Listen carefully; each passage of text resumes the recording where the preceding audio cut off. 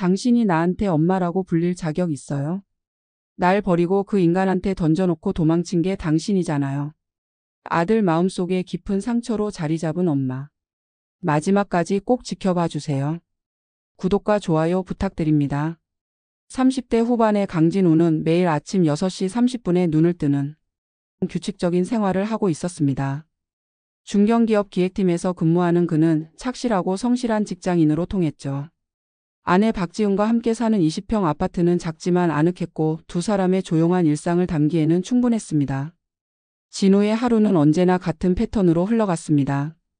아침 운동을 마치고 샤워를 한 뒤 지은이 준비한 아침 식사를 함께 먹었죠. 대화는 많지 않았지만 서로를 배려하는 마음이 느껴지는 평온한 시간이었습니다. 지은은 30대 중반의 나이답지 않게 여전히 앳된 얼굴을 하고 있었고 진우를 바라보는 눈빛에는 언제나 따뜻함이 담겨 있었습니다. 오늘도 늦겠지?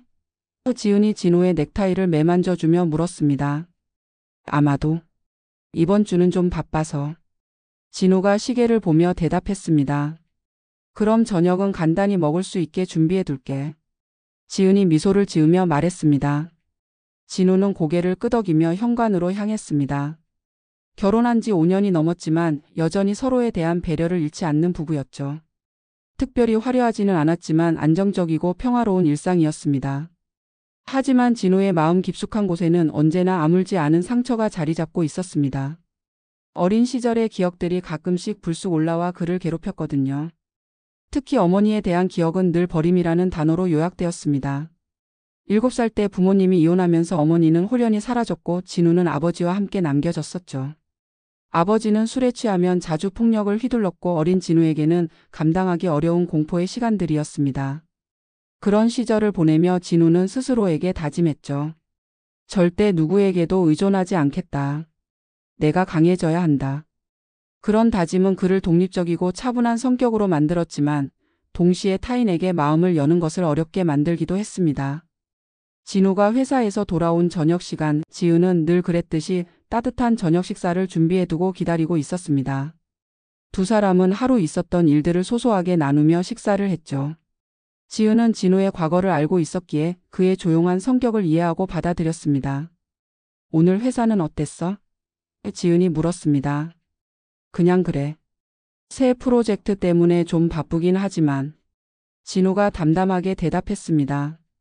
진우는 자신의 감정을 드러내는 것을 좋아하지 않았습니다. 어린 시절부터 감정을 숨기는 것이 생존의 방법이었거든요. 하지만 지은 앞에서만큼은 조금씩 마음을 열어가고 있었습니다. 저녁 식사를 마친 후 두 사람은 거실에서 텔레비전을 보며 조용한 시간을 보냈습니다. 지은은 뜨개질을 하고 있었고 진우는 업무 관련 서류를 정리하고 있었죠. 평범하지만 안정적인 일상이었습니다. 진우야, 요즘 꿈에 어머니 나오지 않아? 지은이 갑자기 물었습니다. 진우의 손이 잠시 멈췄습니다. 지은은 가끔씩 이런 질문을 했지만 진우는 늘 피하거나 간단히 넘어갔죠. 별로 생각 안 해. 진우가 서류에서 눈을 떼지 않고 대답했습니다. 그래도 가끔은. 지은이 말을 이으려다가 진우의 표정을 보고 말을 멈췄습니다. 진우에게 어머니는 금기어와 같았습니다. 자신을 버리고 떠난 사람에 대한 그리움보다는 원망이 더 컸거든요. 하지만 그런 감정마저도 깊숙이 묻어두려고 애썼습니다. 지은은 그런 진우의 마음을 이해하면서도 언젠가는 그 상처가 아물기를 바라고 있었습니다. 밤이 깊어갈수록 아파트는 더욱 조용해졌습니다. 진우와 지은의 평범한 하루가 또 하나 지나가고 있었죠. 내일도 오늘과 같은 일상이 기다리고 있을 거라고 생각하며 두 사람은 잠자리에 들었습니다. 일주일 후 토요일 오후 진우와 지은은 거실에서 휴일을 보내고 있었습니다. 진우는 소파에 누워 책을 읽고 있었고 지은은 부엌에서 저녁 준비를 하고 있었죠. 평소와 다름없는 주말 풍경이었습니다. 그때 현관 인터폰이 울렸습니다. 진우는 책에서 눈을 떼고 시계를 봤습니다. 오후 3시 특별히 약속이 있는 시간은 아니었죠. 지은이 앞치마를 두른 채 인터폰을 확인하러 갔습니다. 누구세요? 지은이 인터폰 버튼을 누르며 물었습니다. 저기. 진우가 사나요? 낯선 여성의 목소리가 들려왔습니다. 목소리가 떨리고 있었고 나이가 많아 보였죠. 지은은 진우를 바라봤습니다. 진우도 고개를 갸우뚱하며 소파에서 일어났습니다. 예상하지 못한 방문객이었거든요. 진우 씨 댁 맞나요? 인터폰 너머의 목소리가 다시 들려왔습니다. 네, 맞는데. 누구시죠? 지은이 조심스럽게 물었습니다. 진우 엄마예요. 그 한마디에 진우의 얼굴이 순간 굳어졌습니다. 지은은 깜짝 놀라 진우를 바라봤습니다. 진우는 소파에서 일어나 인터폰 앞으로 다가왔죠. 얼굴에는 당황함과 동시에 복잡한 감정들이 교차하고 있었습니다. 어머니라고 하시는데. 지은이 작은 목소리로 진우에게 말했습니다. 진우는 한동안 말이 없었습니다. 30년 넘게 듣지 못했던 단어였거든요. 어머니. 그 단어는 진우에게 그리움보다는 분노와 상처를 떠올리게 했습니다. 진우야, 잠시만 며칠만이라도 지내도 될까? 인터폰 너머로 간절한 목소리가 들려왔습니다. 진우는 인터폰 버튼을 누르려다가 손을 멈췄습니다. 머릿속이 복잡했죠. 이렇게 갑자기 나타날 권리가 그 사람에게 있을까 하는 생각이 들었습니다. 여보. 지은이 진우의 팔을 살짝 건드리며 말했습니다. 진우야, 엄마야. 제발. 목소리가 더 간절해졌습니다. 진우는 깊은 한숨을 쉬었습니다. 그리고는 무거운 마음으로 현관문을 열었죠. 문 밖에는 70대로 보이는 초췌한 여성이 서 있었습니다. 한 손에는 낡은 가방을 들고 있었고 얼굴은 많이 야위어 있었습니다. 진우야. 오경자가 아들을 보며 떨리는 목소리로 말했습니다. 진우는 그 순간 어린 시절의 기억이 물밀듯이 밀려오는 것을 느꼈습니다. 하지만 동시에 차가운 분노도 올라왔죠. 왜 이제 와서 나타난 걸까 하는 생각이 들었습니다. 들어오세요. 지은이 진우 대신 먼저 말했습니다. 경자는 조심스럽게 현관에 들어섰습니다. 집 안을 둘러보며 아들이 이렇게 살고 있구나 하는 생각을 했죠. 작지만 깔끔하게 정리된 집이었습니다. 신발. 여기 벗으면 되나요? 경자가 지은에게 물었습니다. 네, 편하게 하세요. 지은이 대답했습니다. 진우는 여전히 말 한마디 없이 서 있었습니다. 경자를 바라보는 시선은 차갑기만 했죠. 30년이 넘는 시간이 흘렀지만 어린 시절의 상처는 그대로 남아 있었습니다. 거실로 들어온 경자는 어색하게 서 있었습니다. 어디에 앉아야 할지 무슨 말을 해야 할지 몰라 하는 모습이었죠. 앉으세요. 지은이 소파를 가리키며 말했습니다. 고마워요. 경자가 작은 목소리로 대답하며 소파 끝자리에 조심스럽게 앉았습니다. 진우는 경자 맞은편에 앉았지만 시선을 마주치지는 않았습니다. 지은은 두 사람 사이의 냉랭한 분위기를 느끼며 어떻게 해야 할지 고민했죠. 차라도 드실까요? 지은이 경자에게 물었습니다. 아니에요, 괜찮아요. 경자가 손사래를 치며 대답했습니다. 진우는 여전히 말이 없었습니다. 경자도 아들의 차가운 반응을 느끼며 더욱 움츠러들었죠. 거실에는 무거운 침묵만이 흘렀습니다. 진우야. 경자가 조심스럽게 말을 꺼냈습니다. 진우는 고개를 들어 경자를 바라봤습니다. 하지만 그 시선에는 반가움 대신 경계심이 가득했죠. 왜 왔어요? 진우가 차갑게 물었습니다. 경자는 그 한마디에 가슴이 찔렸습니다. 하지만 예상했던 반응이었죠. 그냥 보고 싶어서. 경자가 어렵게 대답했습니다. 30년 동안 어디 있다가 갑자기 보고 싶다고? 진우의 목소리에 분노가 섞이기 시작했습니다. 경자는 진우의 날카로운 말에 고개를 숙였습니다. 예상했던 반응이었지만 실제로 들으니 가슴이 아팠죠. 지은은 두 사람 사이에 팽팽한 긴장감을 느끼며 중재하려고 애썼습니다. 우선 앉아서 천천히 이야기해보자. 지은이 부드럽게 말했습니다. 진우는 팔짱을 끼고 경자를 바라봤습니다. 30년이라는 세월 동안 쌓인 원망이 한순간에 올라왔거든요. 어린 시절 아버지에게 맞으며 울던 날들, 어머니를 그리워하며 잠들던 밤들이 떠올랐습니다. 며칠만이라도 지낼 수 있을까? 경자가 다시 한번 조심스럽게 부탁했습니다. 왜요? 진우가 단호하게 물었습니다. 30년 동안 연락 한 번 없던 사람이 갑자기 나타나서 며칠 지내자고요. 경자는 진우의 말에 할 말을 잃었습니다. 아들의 분노가 당연하다는 걸 알고 있었거든요. 하지만 마지막 시간을 아들 곁에서 보내고 싶다는 간절한 마음도 있었습니다. 진우야, 일단 어머님께서 오신 거니까. 지은이 진우를 달래려 했습니다. 어머니라고 말하지 마. 진우가 지은을 향해 말했습니다. 저 사람이 내게 어머니라고 불릴 자격이 있어? 경자의 얼굴이 창백해졌습니다. 아들의 말이 날카로운 칼처럼 마음을 찔렀거든요. 하지만 반박할 수 없었습니다. 실제로 어머니 역할을 하지 못했다는 것을 누구보다 잘 알고 있었으니까요. 미안하다. 경자가 작은 목소리로 말했습니다. 미안하다고요? 진우가 비웃듯 말했습니다. 30년 만에 나타나서 미안하다는 말 한마디면 다 해결되는 거예요. 지은은 진우의 거친 말투에 당황했습니다. 평소 차분하고 냉정한 진우의 모습과는 전혀 달랐거든요.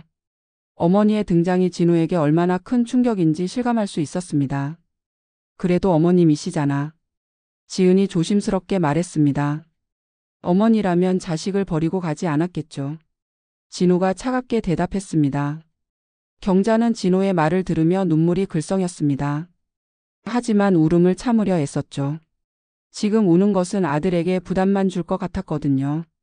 나는 너를 버린 게 아니야.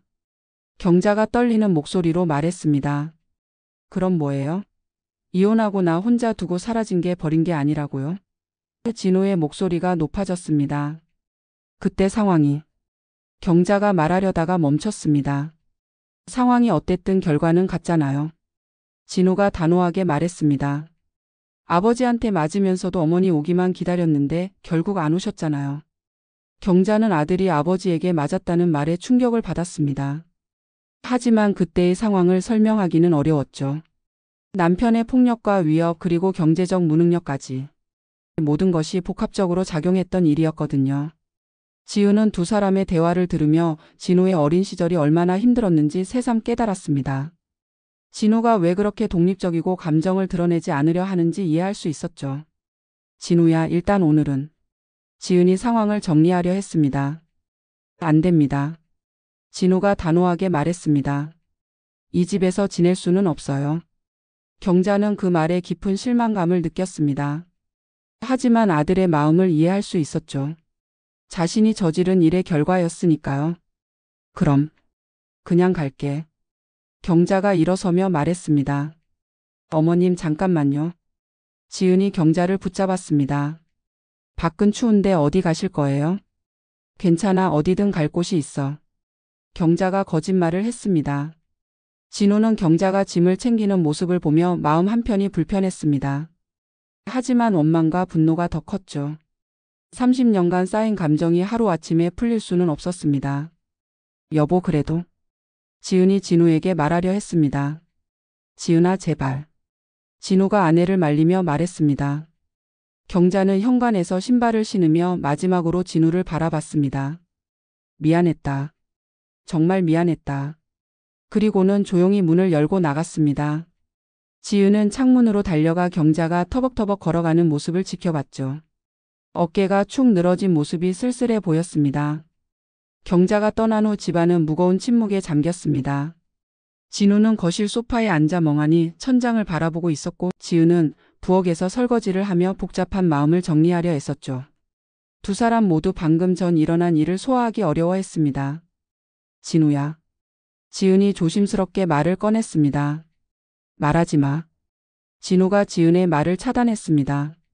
무슨 말인지 알겠지만 지금은 듣고 싶지 않아. 지은은 더 이상 말하지 않았습니다. 진우의 마음이 얼마나 복잡할지 충분히 이해할 수 있었거든요. 하지만 한편으로는 경자의 모습이 자꾸 떠올랐습니다. 그 나이에 갈 곳도 없이 떠도는 모습이 안타까웠죠. 그날 밤 진우는 잠을 이루지 못했습니다. 어린 시절의 기억들이 파편처럼 떠올라 마음을 괴롭혔거든요. 아버지의 폭력, 어머니에 대한 그리움, 그리고 결국 홀로 남겨진 외로움까지 모든 것이 생생하게 되살아났습니다. 이틀 후 일요일 오후 지은은 혼자 마트에 장을 보러 나갔습니다. 평소보다 일찍 집을 나선 것은 경자가 혹시 근처에 있을까 해서였죠. 마음 한구석에서 그분이 걱정되고 있었습니다. 마트 근처 공원 벤치에서 지은은 경자를 발견했습니다. 낡은 가방을 옆에 두고 멍하니 앉아 있는 모습이었죠. 며칠 사이에 더 초췌해진 것 같았습니다. 어머님? 지은이 조심스럽게 다가갔습니다. 경자는 깜짝 놀라며 고개를 들었습니다. 아, 지은 씨. 여기서 뭐 하세요? 추운데. 지은이 걱정스럽게 물었습니다. 그냥 좀 쉬고 있어. 경자가 어색하게 대답했습니다. 지은은 경자의 가방을 보며 며칠째 제대로 된 잠자리도 없이 지내고 있다는 걸 직감했습니다. 마음이 아팠지만 진우를 생각하면 선뜻 나서기도 어려웠죠. 어머님, 그래도 어디 따뜻한 곳에서. 지은이 말하려다 멈췄습니다. 괜찮아, 걱정하지 마. 경자가 미소를 지으려 애쓰며 말했습니다. 지은은 경자의 가방 옆에 흘러나온 약봉지를 발견했습니다. 호기심보다는 걱정 때문에 무의식적으로 시선이 갔죠. 약봉지에는 병원 이름과 함께 생소한 약물 이름들이 적혀 있었습니다. 어머님, 몸이 아프신 거예요? 지은이 조심스럽게 물었습니다. 경자는 당황하며 약봉지를 가방 안으로 밀어 넣었습니다.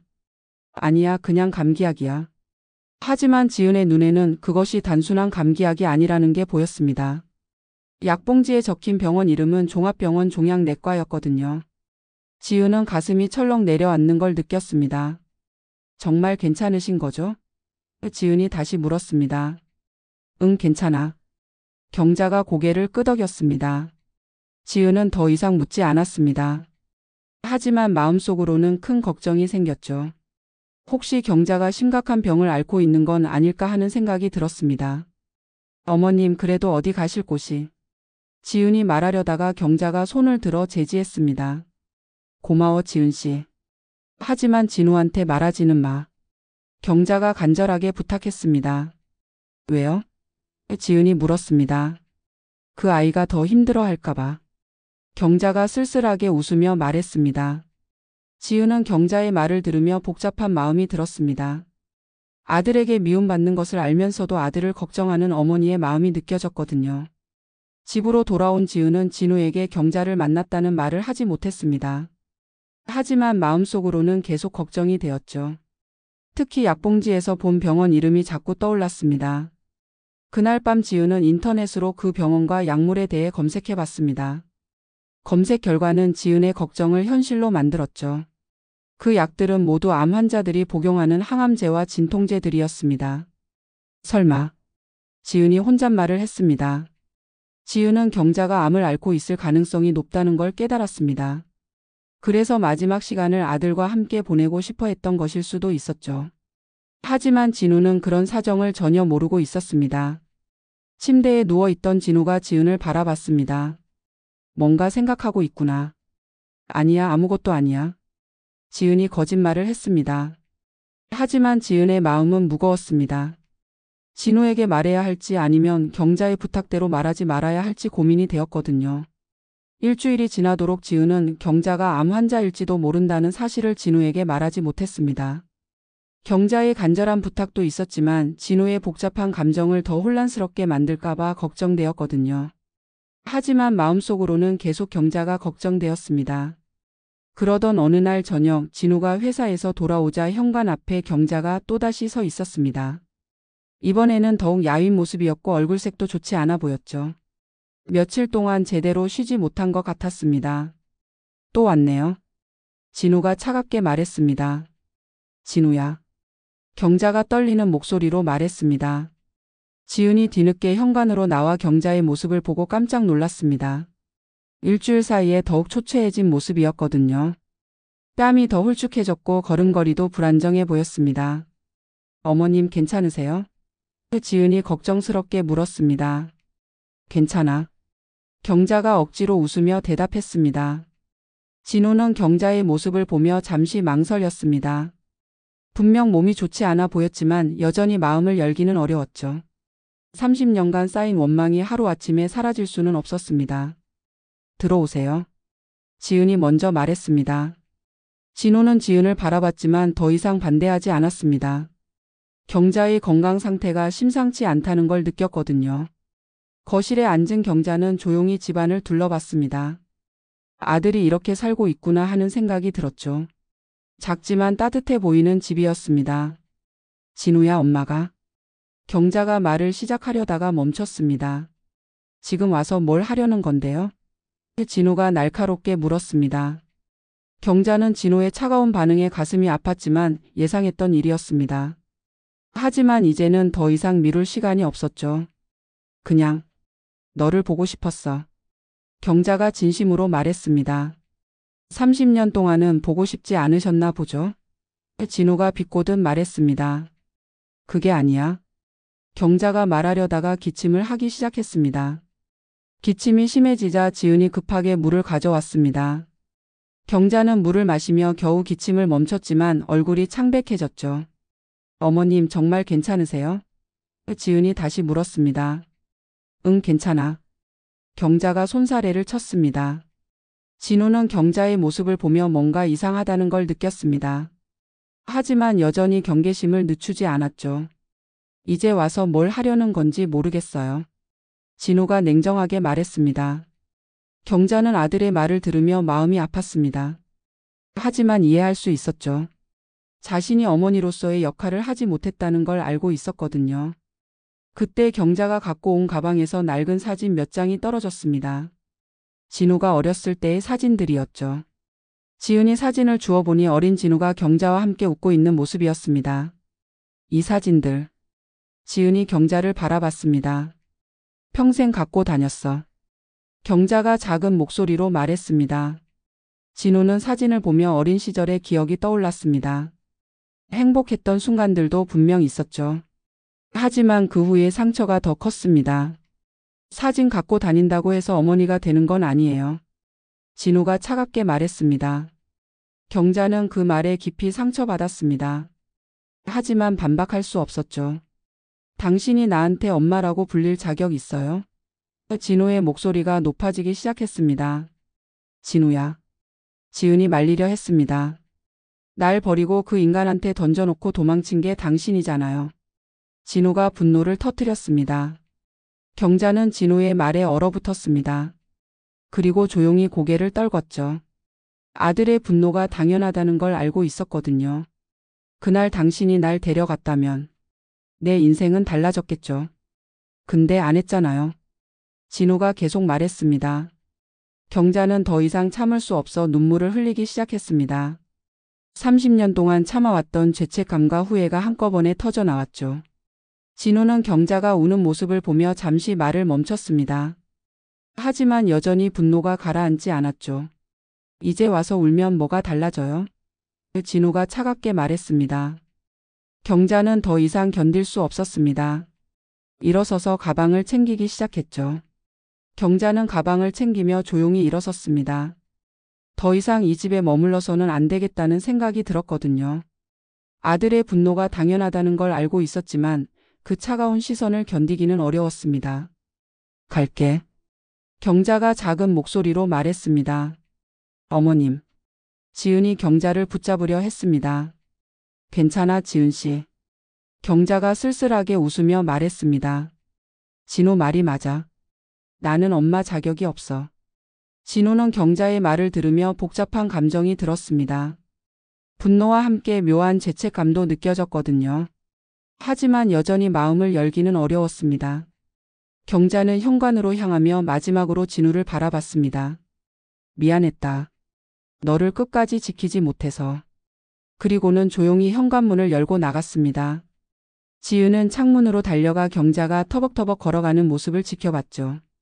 어깨가 축 늘어진 모습이 더욱 쓸쓸해 보였습니다. 진우야, 그래도.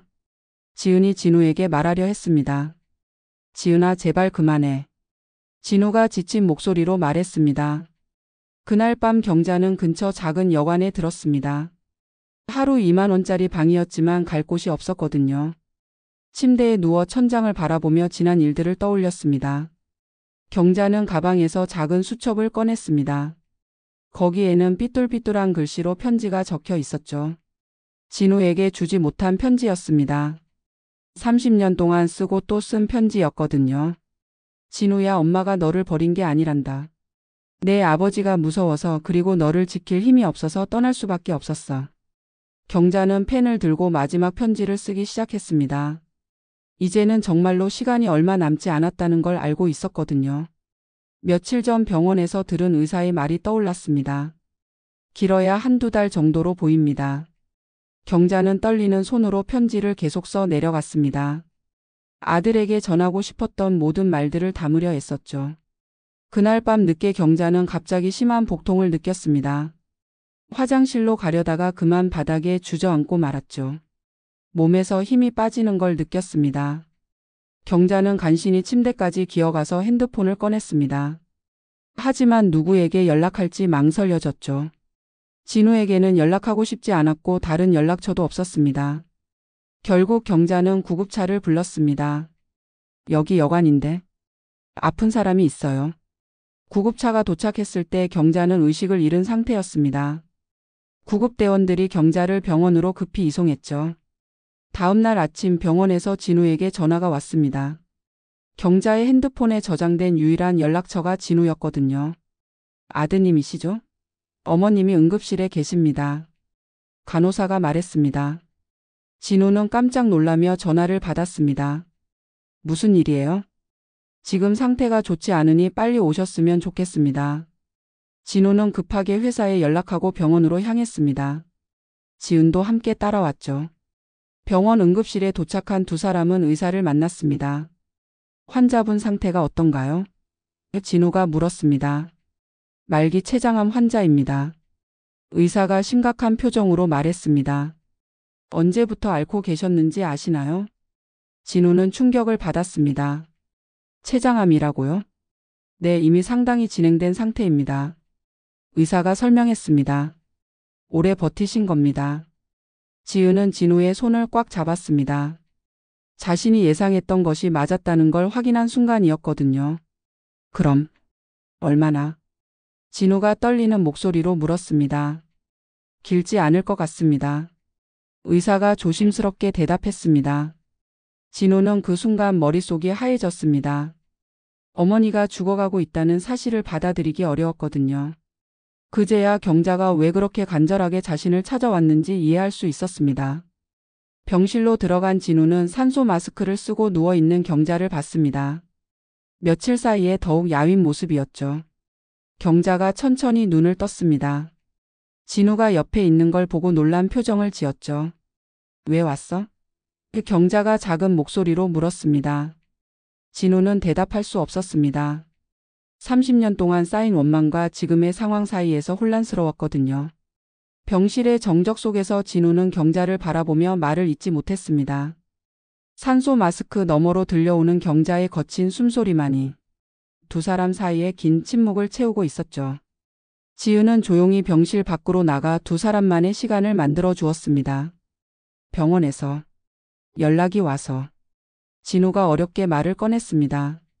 경자는 고개를 끄덕하며 쓸쓸하게 웃었습니다. 미안해. 연락처가 너밖에 없어서. 왜 말하지 않았어요? 진우의 목소리가 떨렸습니다. 말하면 뭐해? 너한테 부담만 줄 텐데. 경자가 작은 목소리로 대답했습니다. 진우는 가슴이 답답해지는 걸 느꼈습니다. 어머니가 죽어가고 있다는 사실과 자신이 그동안 보인 차가운 태도 사이에서 죄책감이 밀려왔거든요. 간호사가 들어와 경자의 상태를 확인한 후 진우에게 말했습니다. 환자분이 이것 좀 전해달라고 하셨어요. 간호사가 건넨 것은 낡은 봉투였습니다. 진우의 이름이 삐뚤삐뚤하게 적혀 있었죠. 진우는 봉투를 받아들고 경자를 바라봤습니다. 뭐예요? 진우가 물었습니다. 나중에 봐. 경자가 힘겹게 말했습니다. 그때 의사가 병실로 들어왔습니다. 가족분과 상담이 필요합니다. 진우는 의사를 따라 상담실로 갔습니다. 의사는 경자의 의료 기록을 꺼내 보여주었죠. 환자분 이미 3년 전부터 항암 치료를 받아오셨습니다. 의사가 설명했습니다. 하지만 최근 들어 급격히 악화되었고요. 3년 전부터요? 진우가 놀라며 물었습니다. 네, 처음 진단 받으셨을 때부터 꾸준히 치료 받으셨는데 혼자 오셨더라고요. 의사가 계속 설명했습니다. 진우는 충격을 받았습니다. 경자가 3년 동안 혼자 투병해 왔다는 사실을 처음 알았거든요. 그리고 이것도 환자분이 전해달라고 하셨습니다. 의사가 또 다른 봉투를 건네 주었습니다. 병실로 돌아온 진우는 경자가 잠들어 있는 모습을 봤습니다. 지은이 옆에서 조용히 지키고 있었죠. 어떻게 됐어? 지은이 작은 목소리로 물었습니다. 3년 동안 혼자 투병하셨대. 진우가 떨리는 목소리로 대답했습니다. 지은은 그 말을 듣고 눈물이 글썽했습니다.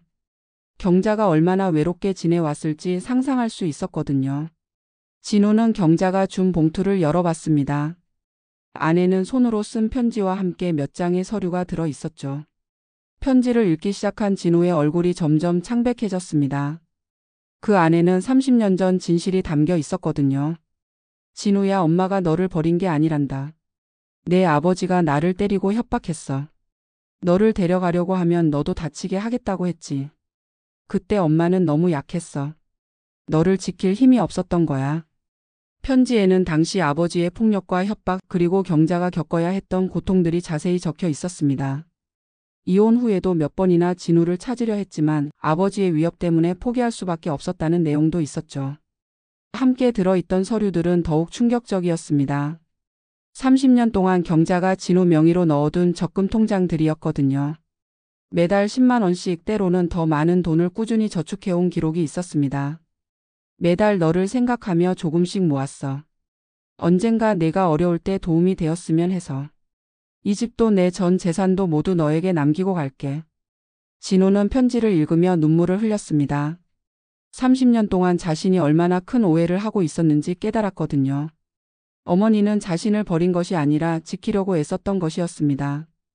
경자가 깨어나자 진우는 침대 옆에 무릎을 꿇었습니다. 엄마, 미안해요. 뭐가 미안해? 경자가 진우의 머리를 쓰다듬으며 말했습니다. 몰랐어요. 진짜 몰랐어요. 진우가 울먹이며 말했습니다. 이제라도 알았잖아. 경자가 약한 미소를 지으며 말했습니다. 엄마, 집으로 가요. 같이 살아요. 진우가 간절하게 말했습니다. 하지만 경자의 시간은 이미 얼마 남지 않았습니다. 며칠 후 경자는 진우와 지은이 지켜보는 가운데 조용히 눈을 감았죠. 엄마가 너를 얼마나 사랑했는지 이제라도 알아줘서 고마워. 경자의 마지막 말이었습니다. 경자의 장례식은 조용히 치러졌습니다. 참석한 사람은 진우와 지은 그리고 병원에서 알게 된 몇 명의 간병인들 뿐이었죠. 경자가 3년 동안 투병하면서 알게 된 사람들이었습니다. 그들은 경자가 얼마나 외롭게 지내왔는지 그리고 아들 이야기를 얼마나 자주 했는지 진우에게 들려주었습니다. 어머님이 항상 아들 자랑을 하셨어요. 한 간병인이 진우에게 말했습니다. 좋은 회사에 다니고 착한 며느리를 만났다고 정말 자랑스러워 하셨거든요. 진우는 그 말을 들으며 가슴이 아팠습니다. 자신이 어머니를 거부하고 있을 때도 경자는 여전히 아들을 자랑하며 살아가고 있었던 것이죠. 화장장에서 마지막 작별을 하며 진우는 경자의 영정을 품에 안았습니다. 30년 만에 제대로 된 포옹이었죠. 비록 늦었지만 이제야 어머니의 진심을 이해할 수 있었습니다. 엄마, 미안해요. 정말 미안해요. 진우가 영정을 바라보며 중얼거렸습니다. 장례를 마친 후 진우와 지은은 경자가 마지막으로 머물렀던 여관 방을 정리하러 갔습니다. 작고 초라한 방이었지만 경자의 마지막 흔적들이 남아 있었죠. 침대 옆 탁자에는 진우의 어린 시절 사진들이 가지런히 놓여 있었습니다. 그리고 작은 수첩에는 30년 동안 진우에게 쓴 편지들이 빼곡히 적혀 있었죠. 매년 생일마다 명절마다 쓴 편지들이었습니다. 진우야, 오늘 너의 16번째 생일이구나. 엄마는 멀리서나마 축하한다. 21살이 되었네. 대학교는 잘 다니고 있니? 엄마가 걱정 많이 했단다. 결혼한다는 소식을 들었어. 정말 축하한다. 좋은 사람 만났구나. 진우는 수첩을 읽으며 눈물을 멈출 수 없었습니다. 어머니가 30년 동안 한 번도 자신을 잊은 적이 없었다는 걸 알 수 있었거든요. 어떻게 이런 걸 다 알고 계셨을까? 지은이 궁금해했습니다. 멀리서라도 지켜보고 계셨나 봐. 진우가 떨리는 목소리로 대답했습니다. 수첩 마지막 페이지에는 최근에 쓴 편지가 있었습니다. 진우야, 엄마 시간이 얼마 안 남았다. 마지막으로 너를 보고 싶어서 찾아갔는데 너무 차갑게 대해서 마음이 아팠어. 하지만 이해한다. 엄마가 너에게 상처를 준 게 맞으니까. 그래도 너를 사랑했다는 것만은 알아줬으면 좋겠다. 일주일 후 진우와 지은은 경자의 집을 정리하러 갔습니다. 경자가 혼자 살던 작은 원룸이었죠. 거기서 진우는 더 많은 진실을 발견했습니다.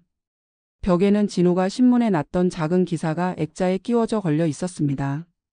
회사에서 프로젝트로 상을 받았을 때의 기사였죠.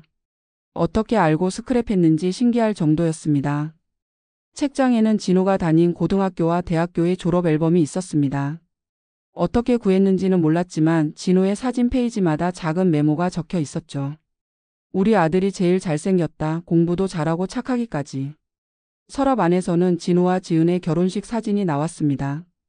멀리서 몰래 찍은 것 같았지만 소중하게 보관되어 있었죠. 엄마가 이렇게까지. 진우가 말을 잇지 못했습니다. 지은은 진우의 어깨를 감싸며 위로했습니다.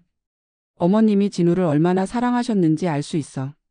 그날 밤 집으로 돌아온 진우는 거실에 경자의 영정을 모셨습니다. 그리고 어머니가 좋아하셨을 것 같은 꽃을 가져다 놓았죠. 엄마, 뒤늦게 엄마 마음을 알아서 미안해요. 밉더라도 만나서 모진 말을 하더라도 내가 먼저 엄마 찾아볼걸. 진우가 영정 앞에서 무릎을 꿇고 말했습니다. 평생 오해하고 살았어요. 정말 미안해요. 진우는 경자가 남긴 유산으로 작은 장학재단을 만들기로 결심했습니다. 어려운 환경의 아이들을 도우는 재단이었죠. 어머니의 마음을 세상에 전하고 싶었습니다. 몇 달이 지난 후 진우는 경자의 묘소를 찾았습니다. 무덤 앞에 앉아 어머니와 대화를 나누었죠. 엄마, 저 이제 정말로 엄마 마음을 알 것 같아요. 진우가 무덤을 바라보며 말했습니다. 엄마가 저를 얼마나 사랑하셨는지 그리고 얼마나 힘드셨는지 다 알 것 같아요. 바람이 불어와 무덤 앞에 꽃잎들이 흩날렸습니다. 마치 경자가 대답하는 것 같았죠. 늦었지만 이제라도 엄마라고 부르고 싶어요. 엄마 사랑해요. 진우가 마지막으로 말했습니다. 집으로 돌아온 진우는 지은과 함께 저녁을 먹으며 미래에 대해 이야기했습니다. 아이를 갖게 되면 경자의 이름을 따서 지를 생각이었죠. 우리 아이에게는 할머니 이야기를 많이 해줄 거야. 진우가 지은에게 말했습니다. 좋은 생각이야. 어머님이 얼마나 좋은 분이셨는지 꼭 알려주자. 지은이 고개를 끄덕였습니다. 그날 밤 진우는 오랜만에 편안한 잠을 잤습니다. 어린 시절부터 그를 괴롭혀왔던 상처가 마침내 아물기 시작한 것 같았거든요. 꿈속에서 어린 진우와 젊은 경자가 함께 웃고 있었습니다. 이번에는 헤어지지 않는 꿈이었죠.